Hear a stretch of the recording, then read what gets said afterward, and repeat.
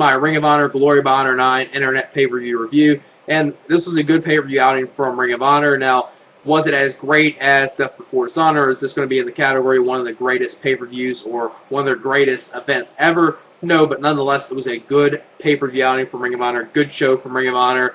You saw 4 good matches on here. In my opinion, 3 matches on here I actually gave, 4 stars, or, a little over 4 stars. And the Aries and Daniels match was good as well. And really, you only had one bad match on this pay-per-view that was, in the category of anything terrible, and that was the Grizzly Redwood and Ballz Mahoney versus the Embassy. That was really the only thing bad. Even the Briscoe singles outings, I would have preferred them to be in a tag team match with the All Night Express instead of them doing the, special challenge singles matches with the Briscoes versus the All Night Express. Nonetheless, that was even still pretty. Those matches were pretty good on here as well. And the Kings of Wrestling versus the World's Greatest Tag Team, which was obviously the match everyone was looking forward to. That match did not disappoint. That was a great tag match. Excellent match in the way the ending was booked. It looks like we're possibly going to be seeing another Kings of Wrestling versus the World's Greatest Tag Team match in the future in Ring of Honor. And it looks like we are going to see, maybe the World's Greatest Tag Team, Shelton Benjamin and Charlie Haas, staying around in Ring of Honor, at least for a little bit. Obviously, most of us are expecting them to go to TNA at some point, but it'd be great to see them do at least a few shows with Ring of Honor, and I especially want to see them, have another match with the Kings of Wrestling, and especially have a match with the Briscoes. That's what I really want to see, is a World's Greatest Tag Team versus the Briscoes, or even throw the Briscoes in with Kings of Wrestling and World's Greatest Tag Team and have a 3-way. That would even be good as well. And obviously with this pay-per-view, you obviously knew with the main event world title match, it was going to be very predictable who was going to win that match with Tyler Black and Roderick Strong, with Tyler Black's last appearance in Ring of Honor. Everyone knew Roderick Strong was going to win, but that match was still good as well. Now, they had a few technical difficulties within this match, where a few times within the show, the stream either froze, or during 2 matches, which one time it was really bad, the other time it wasn't as bad. During one match, which was the chain match with Generico and Cabana versus Steen and Carino. During that match, about a minute or 2 of action you probably missed during that match with the stream going down.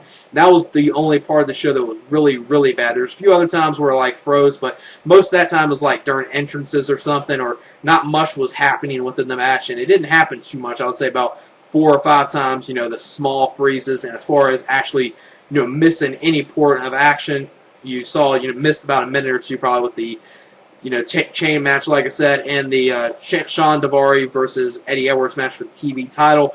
You missed a few seconds of that match as well. The stream did go down there, so Go Fight Live and Ring of Honor definitely need to fix that and make sure that doesn't happen that much when they do these internet pay-per-views. That's really the only gripe with this pay-per-view. I mean, the card for this pay-per-view and the matches on here, the undercard probably could have been booked better. The Briscoes probably should have been taking on the All Night Express in a tag team match instead of singles matches against them. The thing with the Embassy versus Grizzly, Redwood, and Ballz Mahoney could have dealt without. Eddie Edwards could have had a better opponent. The World's Greatest Tag Team versus Kings Wrestling, great match. And the World Title match was good as well. So, good pay-per-view outing from Ring of Honor. Had a few flaws with the technical difficulties in the undercard. Could have been built stronger for this pay-per-view. But other than that, it was a good pay-per-view from Ring of Honor. The first matchup was the first of the singles special challenge matches with the Briscoes versus the All Night Express. Kenny King versus Jay Briscoe. This is a good way to start the pay-per-view off. Good back and forth action, really enjoyable match. You saw Rhett Titus come out there, get involved in this match. Kenny King picks up the victory in this match by defeating Jay Briscoe after hitting his finishing maneuver in a 3-star match. Good way to start the pay-per-view. Then after this, you saw All Night Express, Kenny King, and Rhett Titus beat down Jay Briscoe. Mark Briscoe came out there, made the save, and this led to the next match, which was Mark Briscoe versus Rhett Titus, the second singles match with the All Night Express versus the Briscoe brothers. And this match was actually surprisingly good. Now, it started off pretty slow, and it was kind of boring for the first minute or so, but really started to pick up in the middle of the match. Saw an insane dive in this match from Mark Briscoe. He did a twisting senton dive to the floor in this match. That was very good. And, in the ring, this was pretty good match. Rhett Titus, I think his character's good, and I think he, can play to the crowd well. But he's not the greatest in-ring performer, but he actually did pretty good in this match. He did a whole lot better than I was expecting, and he's kind of one of those guys I think does better as a singles competitor, whereas, obviously in the first match, they obviously pit the 2 best members of the 2 tag teams, Jay Briscoe and Kenny King. And Kenny King, in my eyes, he could be, a top main eventer in Ring of Honor in the future. That's as good as I think he is. Rhett Titus, he does better, in tag team competition and does better teaming up with Kenny King, and they make a good tag team as well. I think they play off each other very well. But Rhett Titus did pretty good in this match. It actually surprised me, like I said. Mark Briscoe, he picks up the victory after hitting the Burning Hammer in this match in a 2.5-star match. The next matchup was a match I could have completely dealt without. I just could not get into this match at all.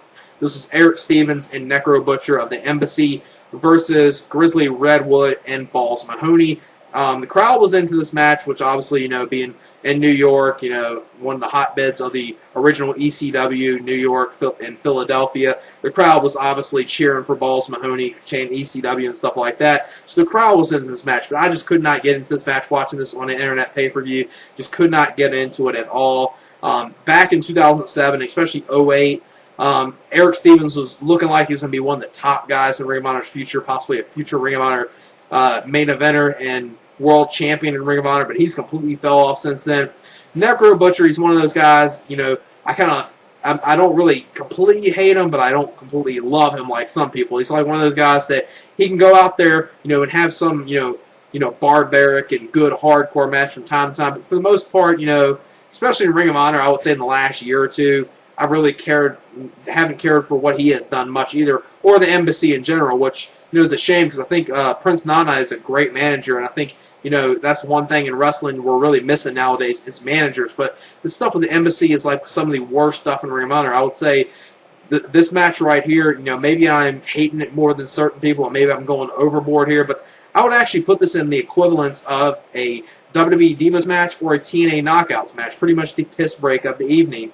I would give it maybe 1 1/4 stars, maybe 1.5 stars at best, and that's probably being a little generous. I just could not get into that match at all. Then the next matchup was Kevin Steen and Steve Corino versus El Generico and Colt Cabana in the chain match. They did a coin flip at the beginning of this match to determine who was going to be chained to who in this match. Obviously, you knew that route that was going to go. Cabana was chained to Corino, and Steen was chained to El Generico in this match. This is a very brutal match. These four have put on very good matches with each other throughout this year, and this Kevin Steen and El Generico feud has been very good. Now, they're kind of going the route where it's seeming like it's kind of dragged out a little too long. Like, what I would have done with this pay-per-view, if I was Ring of Honor, I would have had them just do a Fight Without Honor on this pay-per-view and had the feud end here, but Ring of Honor looks like what they want to do is probably drag this out for another 2-3 months, have this end at Final Battle, which in some ways will make sense. The feud will last exactly a year. It will, end exactly where it started. So, that makes sense, and they can build around that pretty good as well. So that's the only thing. They're kind of dragging out a little bit. This is kind of the same type of match. Other than being a street fight this time, it's a chain match. Pretty much all the same type of match back at Pick Your Poison back in April on Ring of Honor. That's kind of what this match was, kind of rehash of that match instead of a regular street fight. It was a chain match, but still good stuff here. Good bloodbath, good hardcore brawling in this match. Steen and Generico did some good stuff. Cabana and Corino did some good stuff during this match. Like I said, you missed about a minute or two of action due to the stream going down, some technical difficulties within this match. And then, in the other match after this, after intermission, which was the Sean Navarre versus Eddie Edwards match, but that was the only problem with this match. You missed about a minute or two of the match, and they had Corino's son get involved in this match to try to cost Cabana and El Generico this match. Cabana then battles it back and fights back and ends up picking the victory up for him and El Generico in this match after Corino taps out of the Billy Goat's Curse in a 4-star match. Very good brawl, really good stuff in this match. El Generico did some insane stuff in here. One spot I really love, which was during one part of this match, you saw Corino on one side of the corner of the ring, and the trio Woe, not El Generico, but Colt Cabana got a chair put in front of him, and it looks like you're going to see El Generico from the other side of the ring hit the coast to him. But then Kevin Steen pulls him out. Then you see pulls him out, stops him from doing it, and then El Generico pretty much catches balance and does a flip, a springboard flip dive to not Steve Corino, but Kevin Steen on the floor. That was very good. And they did a table spot in this match where El Generico was at the top, and then there was a table on the floor, and then Kevin Steen pulled him through it. That was a pretty good spot in here. Some good hardcore stuff. You know, it was the type of match you'd expect here. It was built as what it was, a brutal hardcore match, and I think it delivered there. 4-star match, pretty enjoyable. The only thing I had a problem with the whole entire match was the minute or two we missed due to the stream going out in this match. And then post-match, they did a good job of building it up, even though it looks like they're going to be dragging out for another 2-3 months, which they possibly could do and make it good. And I think it's going to, pay off in the end when they do end it in probably a Fight Without Honor at Final Battle 2010. The previous year, exactly the same event where this whole entire feud began, where Kevin Steen turned on him. So that's going to be good seeing that. And they did a good job of continuing after this, where Kevin Steen attacked El Generico after this, pulled the mask off to him. El Generico went to the floor, got in the ring. Then Colt Cabana put a towel over him. They went to the back. And then you saw a chair in the middle of the ring.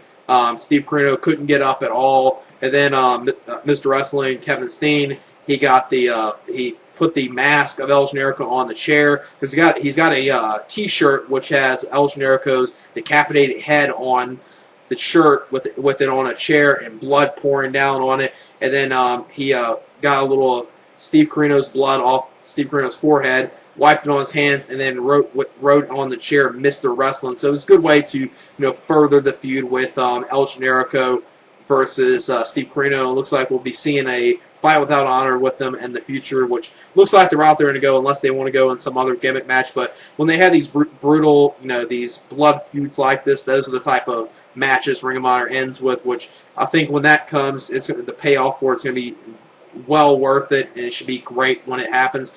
Then they went to intermission. During the intermission, they did a great interview with Jim Cornette and Davey Richards. Davey Richards was in Japan for this show. Him and Kenny Omega were in New Japan, so they couldn't make it to this show and be on this show, so they did an interview with Davey Richards. Very good interview. A lot of stuff I did not know at all about Davey Richards, so very informative interview with Davey Richards during intermission there. Then after intermission, Jim Cornette comes out there and announces that Davey Richards has re-signed with Ring of Honor, so this is great seeing him re-sign with the Ring of Honor, because it's looking like, there's a lot of rumors going around that Davey Richards is going to retire and, go have a profession in firefighting later on this year, and he was going to do that and quit wrestling. So it's great to see he hasn't ended his wrestling career. He's re-signed to Ring of Honor, and at Final Battle 2010 in December, the next, most likely what's going to be the next internet pay-per-view from Ring of Honor, Davey Richards is guaranteed a world title match against whoever at that point is the Ring of Honor champion. So that's great seeing him re-sign with Ring of Honor, and at that next internet pay-per-view or the next major show from Ring of Honor, Final Battle 2010, Davey Richards in the main event for the world title. So can't wait to see, at this point, not sure who's going to be the world heavyweight champion, because obviously at this show, Roderick Strong won the championship, but is he actually going to keep the title for 3 months? I really do not see that happening. Maybe they can have Christopher Daniels win the title from Roderick Strong, and then have Davey Richards and Christopher Daniels at Final Battle, since they did do something at the Big Bang back in April. And they haven't, I don't think they've had a match with each other in Ring of Honor yet, due to, Davey Richards being in Japan and some scheduling conflicts, and they've just been holding it off for some reason or whatnot. So maybe they're just holding it off for Final Battle, and, maybe they'll just do it then, which would not have no problem with that. Him and Christopher Daniels have a great match, so we'll just have to wait and see who Davey Richards takes on until then, because not sure, is Roderick Strong going to still be world champion? Is Christopher Daniels going to be it? Or possibly the return to Homicide. Is he going to be world heavyweight champion? We'll just have to wait and see at that moment in time in December. So that's 3 months away, so we're not sure who's going to be champion by then. Then the next matchup was Sean Daivari versus Eddie Edwards for the TV Championship. During this match, you saw the kind of similar thing that happened in the chain match, where the stream went dead for a few seconds. Now in this match, it only went dead for a few seconds, not too long. Didn't miss too much action in this match. But what you did see in this match, it wasn't a bad match. I would say it was at least watchable. Eddie Edwards picks the victory up and retains the TV Championship. And about a 2-star match. It was at least watchable. I would say it wasn't, it wasn't terrible, but it wasn't great. It was just an average watchable match with Sean Daivari versus Eddie Edwards. Then the next matchup was the Austin Aries versus Christopher Daniels in the Battle of the Best. This was a very good match right here with Aries and Daniels. This was their first match they've had against each other in about 4 years, and it did not disappoint at all. Very good back and forth action, a lot of good near falls, a lot of good false finishes. Just great back and forth action. Saw some good mat wrestling in this match. And the end of the match, you were sure that Austin Aries looked like he was going to pick up the victory. He hit the brain buster, then he hit the 450. Daniels kicks out. And then the match comes when Daniels and Austin Aries are battling at the top. Daniels ends up hitting the super angel swings from the top rope for the victory to pick up the win in this match against Austin Aries in a 3.5-star match. Very good match here. Did not disappoint. Was pretty much what I was expecting with these two. Very good match with them. With these two, good back and forth action. Really enjoyed it. And it looks like, you know, they're building up Daniels pretty strong, so could go the route. Maybe they're building Daniels up to be the next Ring of Honor champion or future Ring of Honor champion, which I think he deserves because, you know, even though throughout the years he's kind of been on and off with Ring of Honor, he's been one of the founding fathers of Ring of Honor that I think throughout the years when he has been in Ring of Honor, he's been one of those guys that at some point in time he should have been Ring of Honor champion. He hasn't got it yet, so he's going to be kind of like Roger Strong, and at some point if he does become Ring of Honor champion, he's gonna definitely deserve it, and it's gonna be long overdue for him to become Ring of Honor champion. I'm hoping they actually do that. I won't have no problem with Daniels as Ring of Honor champion, especially if they go the route of, you know, a Daniels versus Davey Richards match at Final Battle, which would be probably an incredible match if they do that. But we'll just have to wait and see what they do there. Then the next matchup was the Kings of Wrestling versus the World's Greatest Tag Team, Shelton Benjamin and Charlie Haas, and the Dream Tag Team match right here. This is non-title, obviously. And this is a great tag match. It was great to see Shelton Benjamin and Charlie Haas outside of WWE without the WWE handcuffs.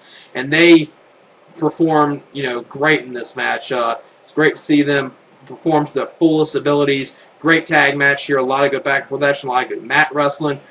Charlie Haas did some good stuff in here. Shelton Benjamin did great stuff. Just a excellent tag match, and the end of this match made perfect sense. The end of the match, you know, the Kings of Wrestling win in the cheap fashion where Chris Hero uses a loaded elbow pad for the victory for him and Claudio Castagnoli pick up the victory with Kings of Wrestling winning this match.